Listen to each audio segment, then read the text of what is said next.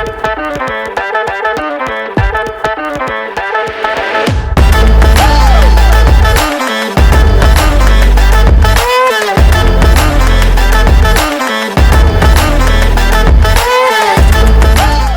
back, everyone, to the Founders Only podcast. I'm super excited today to welcome my guest, Todd Busler. Todd is the co-founder and CEO of Champify, where he is on a mission to transform outbound sales into a more human, personalized, and scalable experience. Todd is a passionate B2B GTM leader who believes the traditional approach to go-to-market is undergoing a major shift, and he's building for what's coming next. Before founding Champify, Todd served as an operator in residence at Unusual Ventures, advising early-stage startups on their go-to-market strategies. He was also an early employee at Heap, where he helped open the New York City office and rose to VP of Sales, leading a team of 25 plus AEs and SDRs that drove over 15 million in new ARR annually. Welcome, Todd. Thanks for having me, Mia. So let's start with, could you tell us about how you started Champify and how you came up with that product idea? Yeah, so you just mentioned the background, but when I was at Heap, I joined that company when it was 5 people. So it was 5 engineers. I was the first go-to-market hire. We were all sitting in a kind of studio apartment turned office. We were a company that grew very heavy via outbound sales. So like we never had a great marketing leader in seat for a long time. We were a very hunting based sales culture. And I just think what I saw is, the playbook that we implemented there the first couple years to what works today, just getting dramatically different, right? So the reality of Champify was scratching my own itch. It was just a problem that I saw every single day. And I said, hey, no one's really approaching this in the way that I think it should be approached. And I think that the problem that it solves is only going to get bigger and bigger. So the way it shook out actually was my co-founder. He was one of the most successful reps in our organization. And he was in my ear, and he was very successful. And he was in my ear saying, look, there's a big opportunity to fix some of the problem that we'll get into. And him and I started jamming on it. And we said, okay, I think there's an opportunity here. I left Heap and I spent a time as this operator in residence role. And for people who aren't familiar with that role, I worked at a VC. They made investments into early stage companies.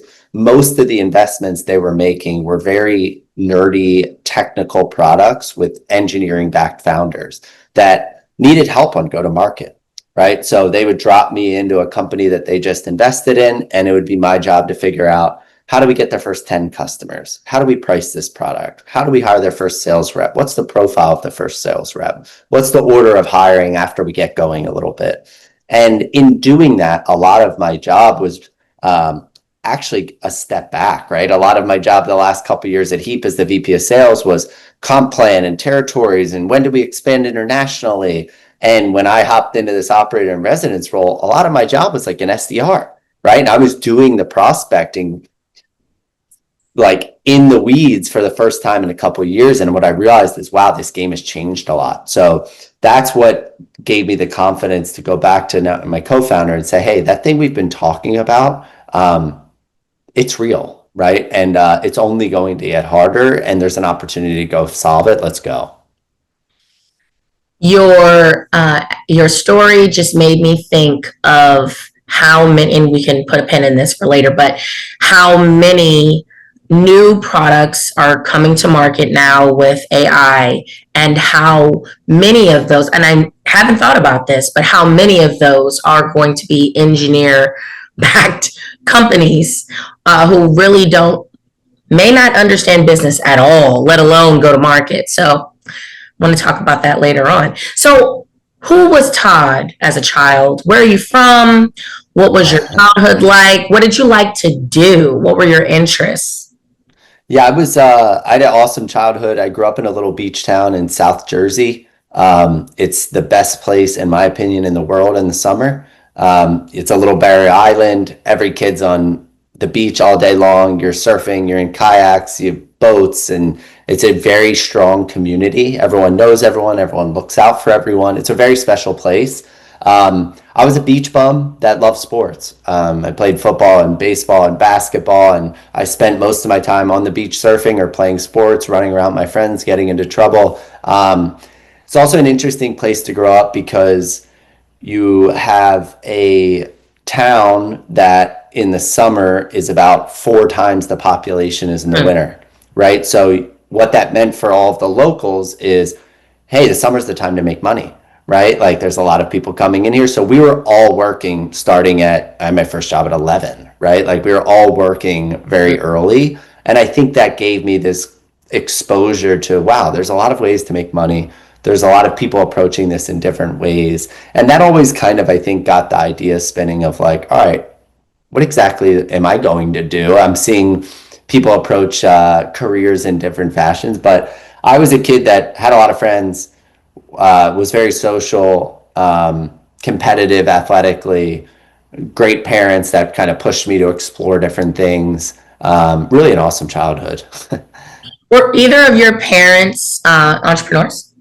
No, my mom she ran the back office for a really nice restaurant. And my dad is a professor. My dad's an economics professor. He was just very big on education. So he was kind of like, look, you go get A's. I don't care what you do. Like, be a good person, take education seriously. Otherwise, like, go be a kid, be an idiot, experiment, have fun, do whatever you want. All I care about is making sure you take education really seriously. So there was this thing in my household of like constant learning, and I was not super into it as a kid. Like I kind of did the bare minimum to be able to get good grades, but I didn't read a lot as a kid. As I've gotten older, I've become infinitely more nerdy and curious. And I always say like it would have been nice to go back to college like with my mindset now, because there was just so much exposure to get learning and interesting opportunities and networking and exposure that as an 18, 19-year-old kid, I was like, what? I'm not doing this. Like, do the minimum amount of work to get the grade I need, and that's it. I'm headed to Cape May for the first time on Monday. Beautiful. So I'm excited to see what you're talking about. Beautiful.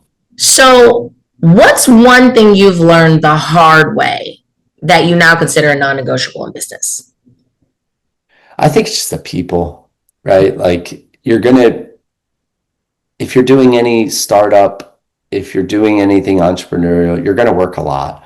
Like you're going to put in a ton of hours. So I think for me, it's just making sure you're working with people that you're having fun, that give you good energy, that are people you want to spend a lot of time with. Like this stuff is hard. The odds are stacked against you to be successful.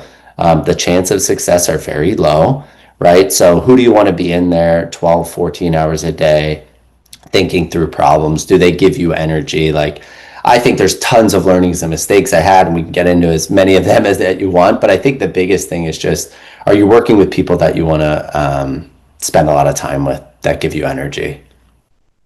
Agree. So you mentioned earlier, while you were an operator in residence, one of the first kind of problems that you mentioned that you were working with these new early stage founders on was getting their first 10 customers. What's one piece of advice? Because I know a lot of people are struggling with one problem right now. I think there's a couple different answers to that. I'll tell you how I approach it. So if you're anyone listening and is in this stage, one thing I highly recommend is there's a book. It takes like 2 hours to read, max 90 minutes to read, called The Mom Test. And I recommend people pick this up or put it into ChatGPT and read the summary. The TLDR is essentially, if you go ask your mom, hey, what do you think of this idea? You're going to get good answers. You're going to get the friendly answers, right? And this book is really teaching you how to ask the questions to get at the root of, is this a real problem? Will people pay money to solve it? How urgent are they? Do they need to fix that problem? So that's the first thing. I think people blur a lot of like feedback from friendlies, and you're not, and that actually is like a false start in a lot of ways. The second thing is, do not worry at all about, does this scale? Your job is to scratch, crawl, scream, do whatever you need to do to get those first 10 customers, right? So some people are like, yeah, but this isn't a scalable it doesn't matter. Like getting your 11th customer is infinitely easier than getting your first customer, right? So whatever you have to do to get those first customers, which is maybe you have to do some consulting services, maybe you have to help them in other parts of the business outside of your product, whatever it is you need to do to get those first customers, and then spend an outsized amount of time with them understanding in their words why they're engaging with you, why they're willing to pay you, what they're fixing, get verifiable impact and wins, and then it gets so much easier 11, 12, 13th customer. Then you can start to think about, okay, how do we do this at scale? But don't worry about the scale part before you have those 10 happy customers. I love that. That's a great answer. What was the toughest decision you had to make when transitioning from VP of sales to founding Champify? And how did you reshape your approach as a leader? I think the thing is just like I think this is because my dad being in higher education, just like a very big focus on learning, right? My scope of work as a sales leader, sure, I maybe influenced product a little bit, or sure, maybe I, talked about marketing, but really the way I approached this was like, I'm self-aware enough to know that, okay, I'm pretty good at this sales thing. I have good experience here, but I'll tell you what, running product, thinking about marketing, making trade-off decisions on hiring, that stuff's really hard. And I didn't have experience hiring an engineer. I didn't have an experience on how are we going to put together a plan to make sure everyone in our ICP knows who we are. It turns out marketing is really hard. Building product is really hard. So the way I approached it was, I think sales gives you a really good background of getting no's a ton and not being afraid to reach out to people. So I always approach it of, okay, I want to learn marketing.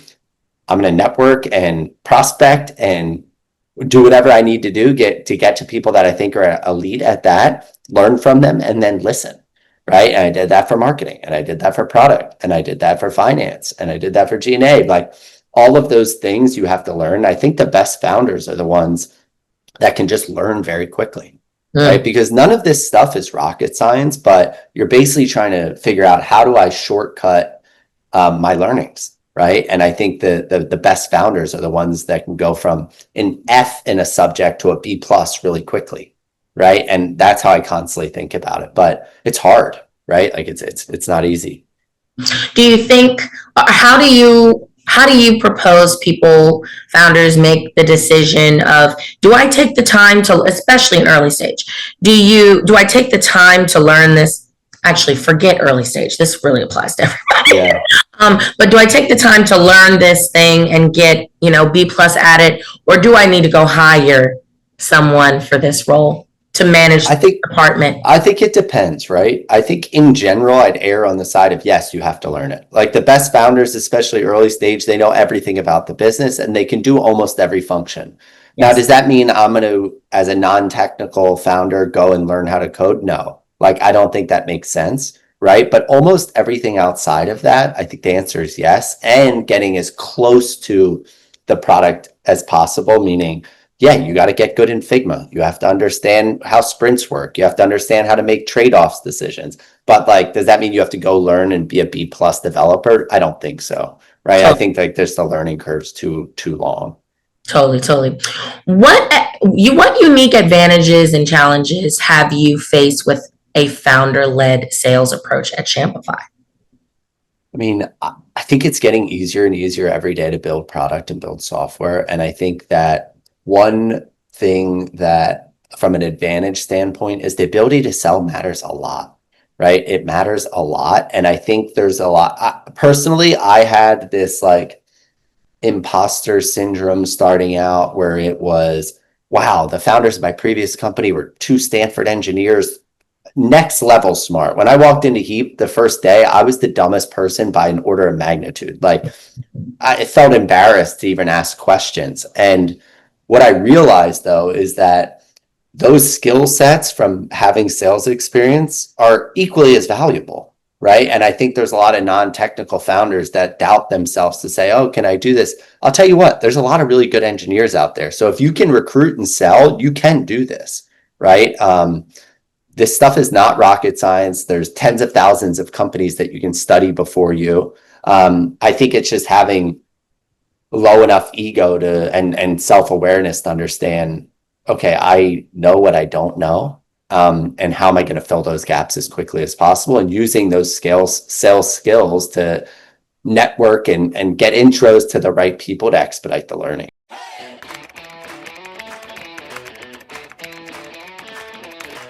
Meet Brandy, your all-in-one content creation sidekick designed to make creating and managing your brand's content effortless.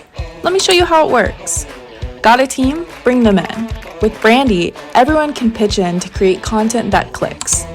Managing multiple brands? Easily switch between profiles so you're always ready for the next project. The Brand Voice Analyzer ensures your content always sounds like you. Stuck on where to start? Check out our handy prompt templates. They're like creative jumpstarts to get things moving. Every edit, every version saved. With content revision history, nothing gets lost, and you can always pick up right where you left off. Everything your brand needs, it's all right here in your brand asset library. Stay organized like a pro with custom folders for every project. No more hunting for that one file. Brandy does too, and is ready to help you connect.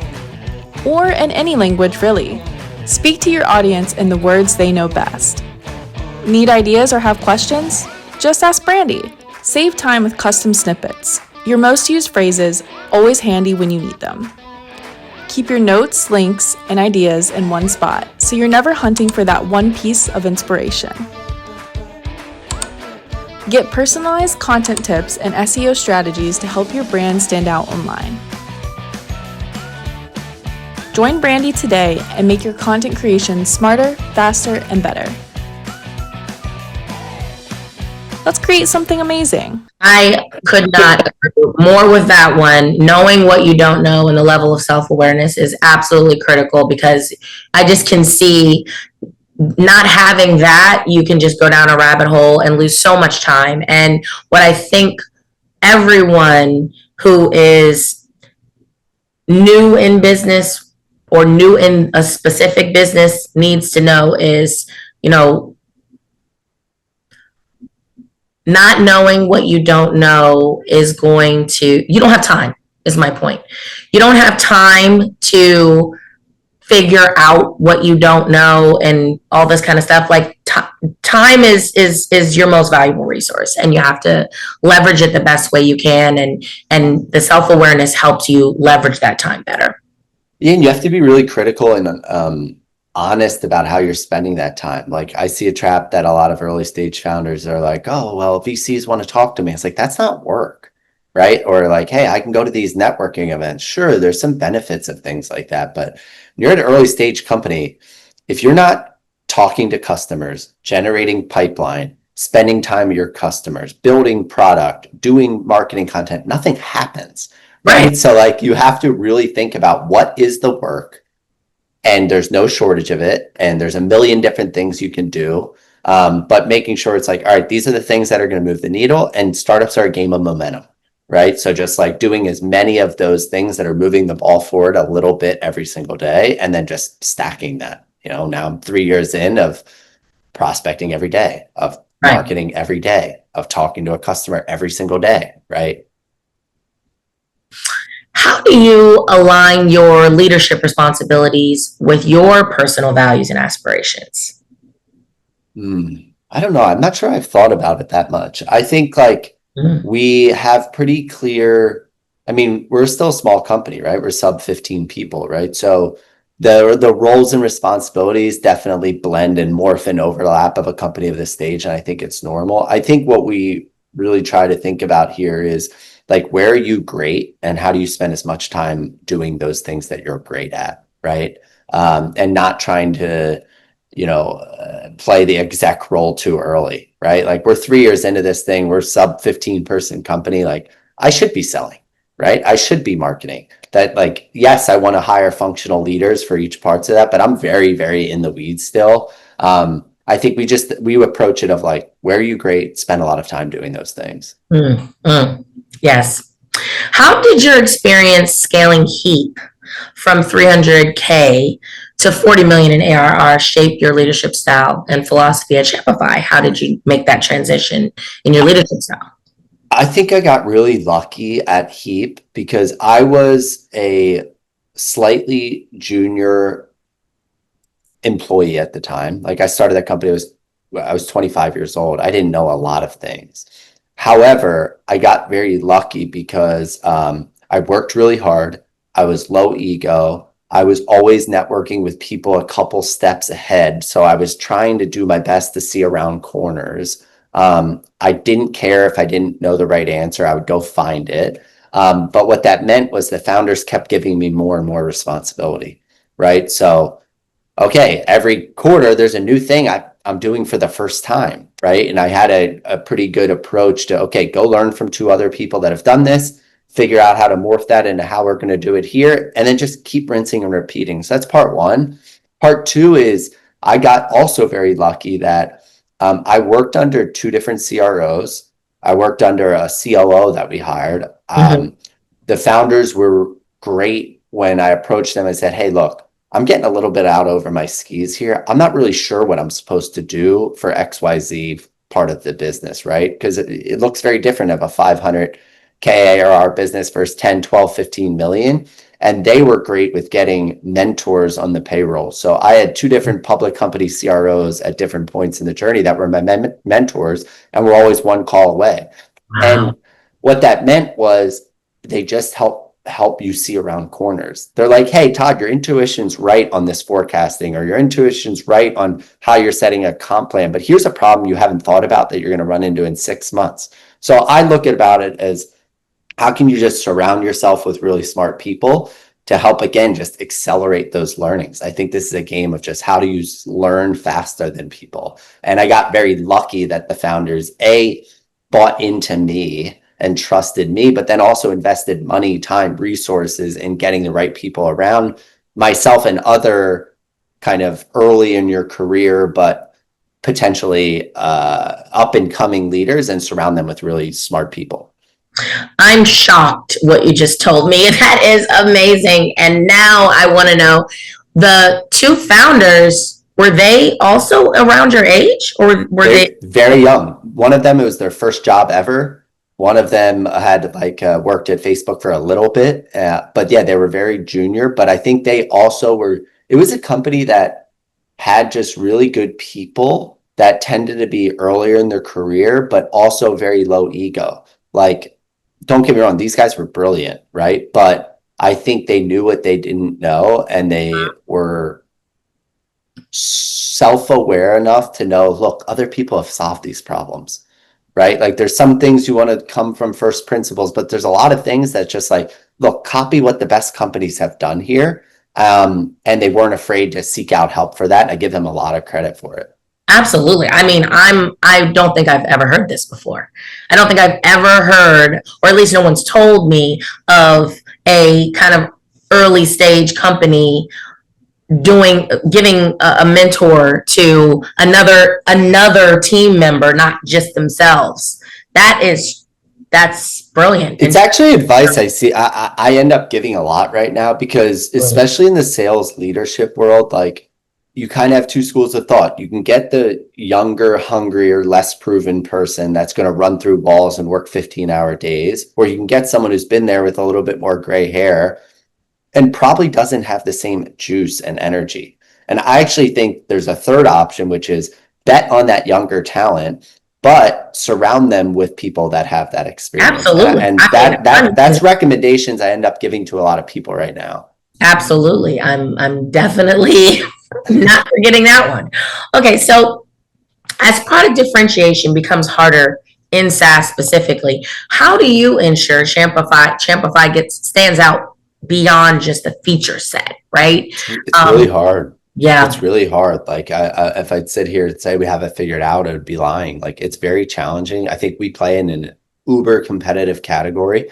And what I mean by that is not just direct competitors. Like, sure, we have direct competitors and you have to do all the standard stuff to figure out how you're going to win and where do you have the right to win and how do you qualify and, what's your strategy there. But the harder part is actually adjacent competition. Like, there's just so many different approaches to the problem we solve, which is help companies get more quality pipeline, that we're fighting off. Or essentially, the way I tell our go-to-market team is, like, our job is to identify and agree with the customer that they have a specific problem that they want to solve. And our job is trying to stack rank us on the list of how they want to go and solve that. Right. So it's a challenge, though. Every leader I talk to right now, like, spaces feel more competitive. There's more overlapping in features. I just got off a conversation this morning with the chief business officer of a 1,400 person company saying the same exact thing. So this isn't just a startup issue. I think what that means, though, Mia, is the way that you sell, the way that you market, the way that you service and deliver your product to customers matters way more. Right. So, like, the way you show up, how prepared you are, what's your follow up and response times, like, all of those things matter way more in a world where there's a lot of overlap. There's a lot of confusion of buyers. So we think a lot about the way that we sell, right? The way that we serve customers as a differentiator.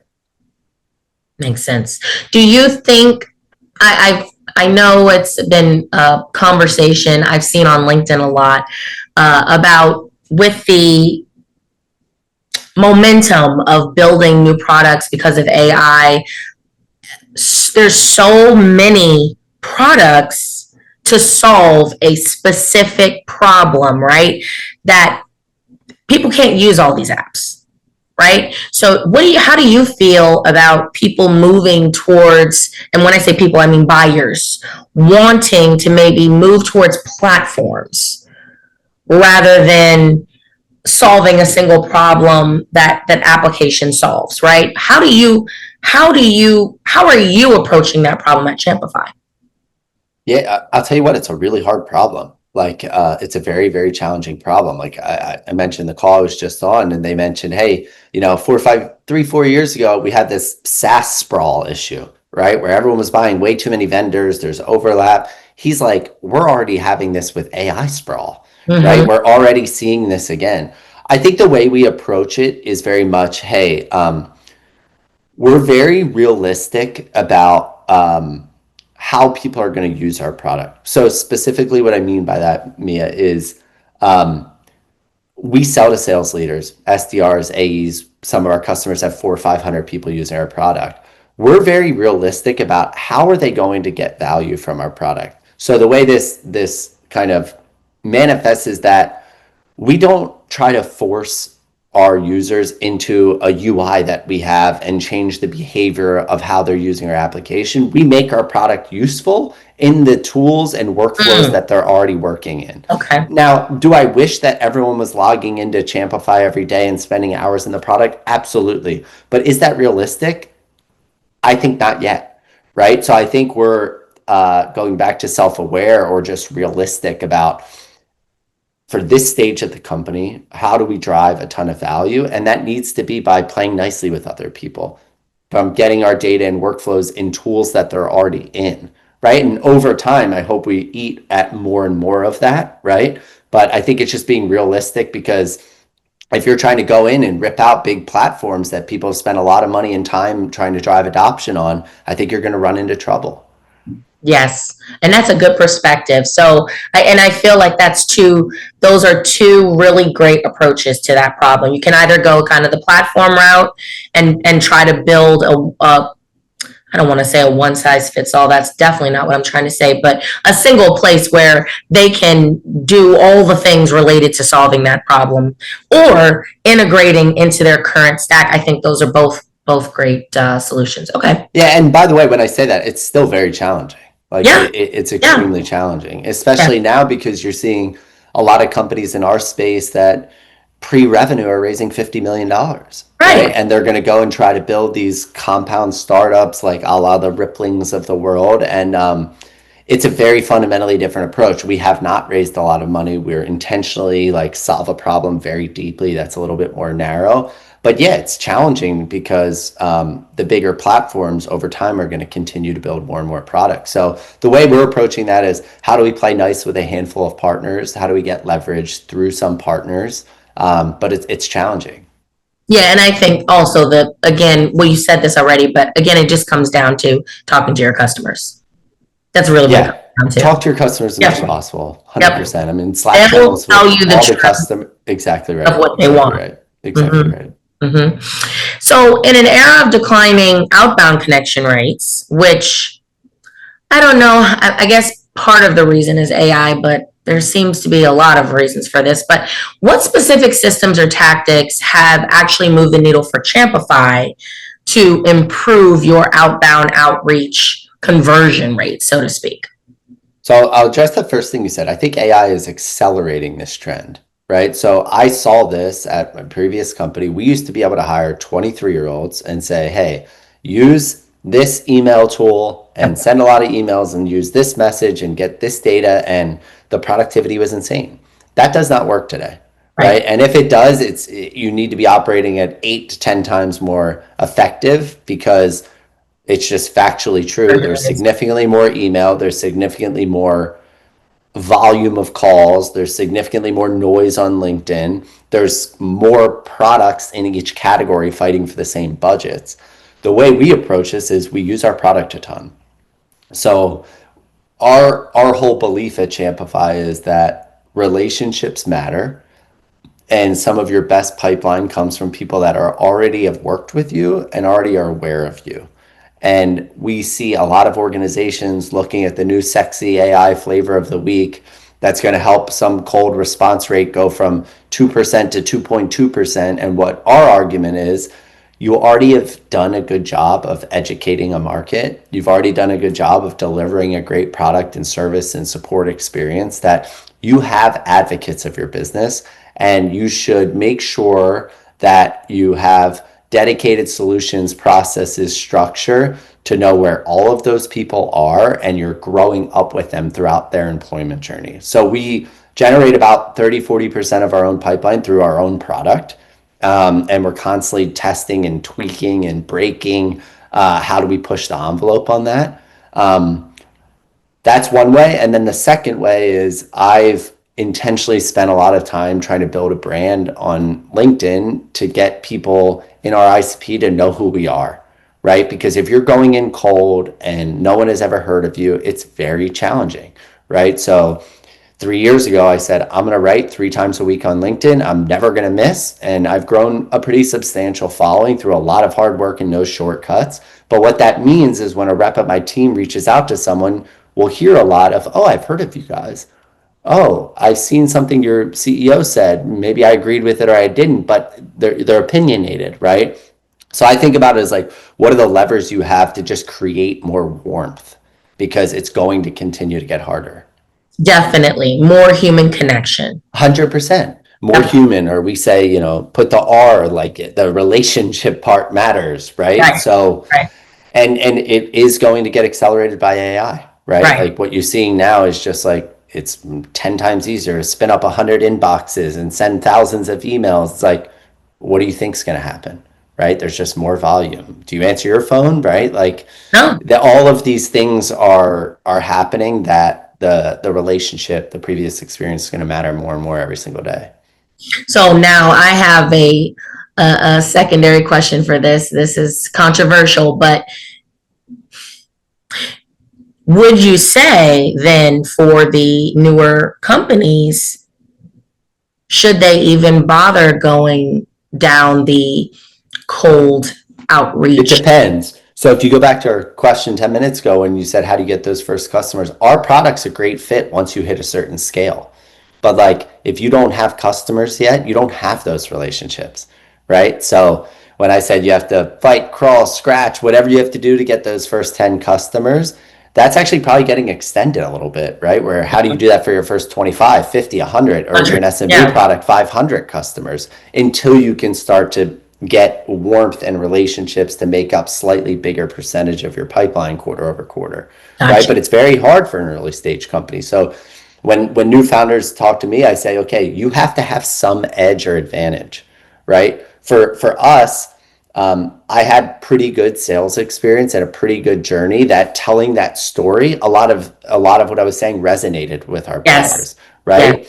That was the unique advantage we had. If I'm a nerdy founder selling a developer product, I'll tell you what, I'm going to be in Hacker News writing blogs and technical content or writing a podcast or generate a free resource. Like you have to have something, and every founder needs to have some unique angle to approach it because it's very challenging.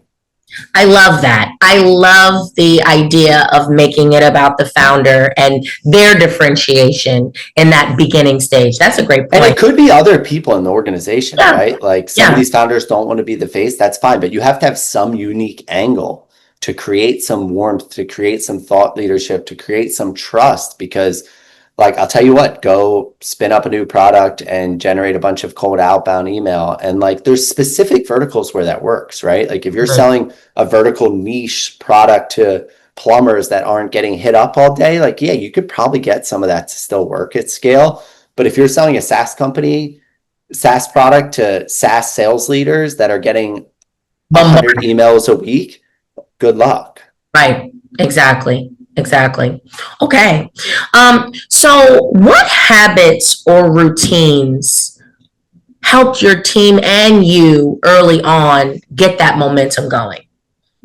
I'm talking daily habits, morning routines, these types of things. Yeah. I mean, it's a good question. I think there's a couple different things. I think that I had my previous CEO tell me something that always stuck with me is like most problems are really just people problems or people problems that you don't know yet are people problems. And I think there's a lot of truth to that. So you have to hire maniacs in the beginning, right? Like Jason Lemkin calls them pirates and romantics or something, right? But like I don't have to tell our first AE what time to wake up. He's up before I am prospecting. Right? He's DMing me at 11 p.m. saying, hey, you're connected to this person. I need an intro. Like you need those type of people for your first 10 hires that are just going to be obsessed with this mission. And then there's a lot of the standard stuff. Like I think a big thing in the beginning is just like two things. Obsess over pipeline, right? It's the entire company's job to make sure we're getting into enough conversations because you have to learn. What's working? Does this pitch resonate? Do we need to change our positioning? Do we have to think through different messaging? Is the product and the way we're selling it resonating? Like, you have to move really quickly and learn fast. That's kind of a theme here. And then the second thing is just spend an outsized amount of time with early customers, because it's very easy to like, all right, we close the deal, go get another one. But in the beginning, it's not just getting the logo, it's understanding, okay, are there verifiable impacts? Are there clear, proven wins that you're delivering that you can package up and go tell those stories to other people? Bingo.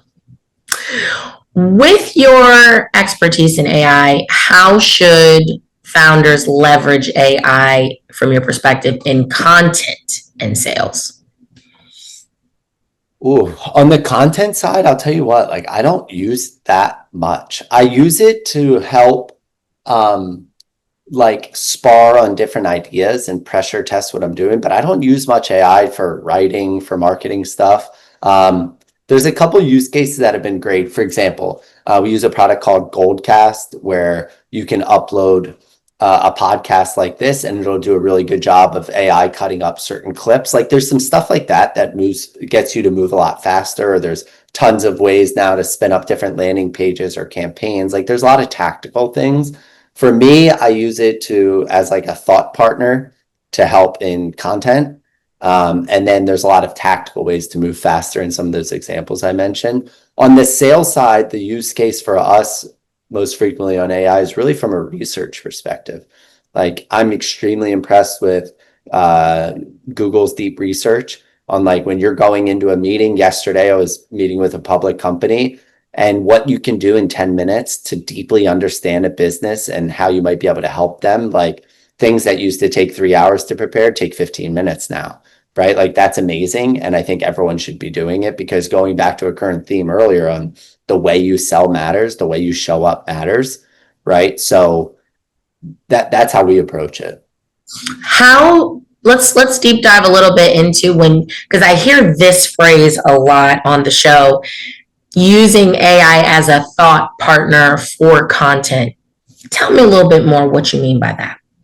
So what I do is I feed for instance, a big part of our marketing is writing on LinkedIn, right? Just because the reach on LinkedIn it's insane. It really is insane. Like, you write a good post that takes you 30 minutes and you might get 300,000 people seeing it. It's wild. I don't know how else you can spend 30 minutes to get that type of awareness. So what this could mean is, hey, I'm going to upload a transcript to Claude, and I'm going to say, look at this call. I want you to pull out some themes of things that you think are interesting, or things that I said that could be a potential good LinkedIn based on everything that I've written and shared with you in the past. And they'll pull out some themes, and I'll say, okay, this is a good idea, but I actually disagree with XYZ. And it'll push back and say, well, yeah, but here's how right? So this type of exercise is more about like sharpening the pencil on the idea and the theme, and then using the tech to, how do I make this hook a little bit more compelling, or what's the structure format? Like, it's very good at that. And the key is just giving it context via transcripts, previous posts, a doc I have with all of the posts that I've written over 2 years, right? The more context you give it, the more it understands how you're thinking. But I don't think it's great of like, hey, draft me a post this week, you're going to get slop.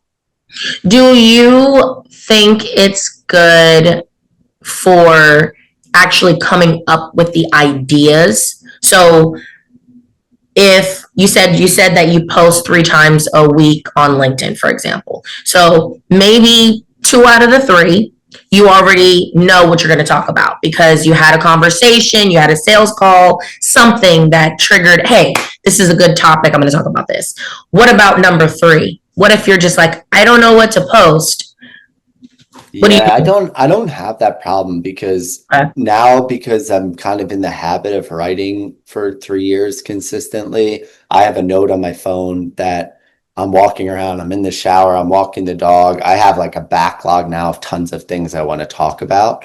But I do think it can help with idea generation, right? I think the key is, what are you feeding it? I think one of the best things are, what are you reading? Right. So it's like, hey, I've seen this interesting article, I want to write about this. What's the right tie to something that, a message I talk about? Or here's 2 or 3 calls that we just had. Can you look at this? Like, I think it's good at that. But from just like blank state, give me ideas to write about, I'm not so confident in it. So what's one podcast, book, or resource besides the one you gave us in the beginning, which was the mom effect, right? The mom test. Yeah. Mom test. Okay. So what's one other book, podcast, or resource that has profoundly impacted your perspective and mindset as a founder? I think there's 2. I think there's one is Founder Brand by a guy named Dave Gerhardt. I read that before starting Champify, and I was like, yes, like 100%. And I consumed it all in one sitting, and that was a big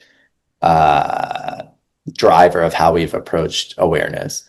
I'm also a fan of Amp It Up by Frank Slootman. Like, I think in general, just the reason why some early stage companies get traction or not is just about intensity. And like, some people look at that and say like, wow, this guy's super intense. But like, again, the odds are stacked against you, right? So I just think that matters a lot. Great. Where can people find you on social? I'm Todd Busler at LinkedIn. I have a podcast called Cracking Outbound, which I'll tell you what, I find myself interviewing great sales leaders, enablement leaders, CROs, and I end up jotting down tons of notes for our business during this call, during these podcasts. If you're thinking about outbound, or what are companies actually doing right now, and get out of just the LinkedIn echo chamber of thought leadership and like what's happening on the ground, I think it's great. And I write a lot about early stage go to market on LinkedIn, and I'd encourage people, if that's things they're trying to work through, it's a great resource. Well, thank you so much, Todd, and thanks everyone for watching. I hope this episode was as insightful and engaging as it was for me, for you. Thanks. Awesome. Thank you, Mia.